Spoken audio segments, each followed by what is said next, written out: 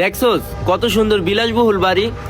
এই জায়গায় বসবাস করে কঠোর পরিশ্রম করা আলা লোক। এই জায়গায় বসবাস করে ভাগ্যবান আলা লোক। চল।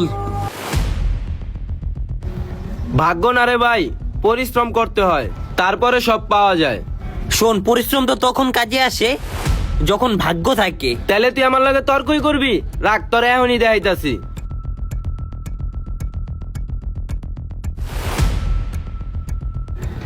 এই রাখলাম আমি ব্যাগ এইখানে।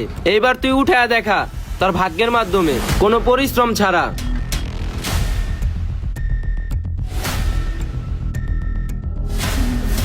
উঠে দেখা কি এখন কি ভাগ্য কাজ করতেছে না?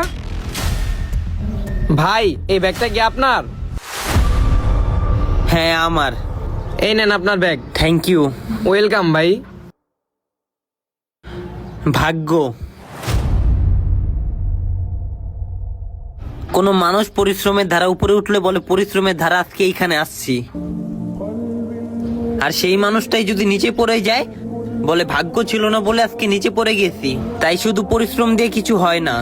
আল্লাহ তাআলার রহমত আর ভাগ্য না থাকলে ওই পরিশ্রমের কোনো মূল্য নাই কা। আয়।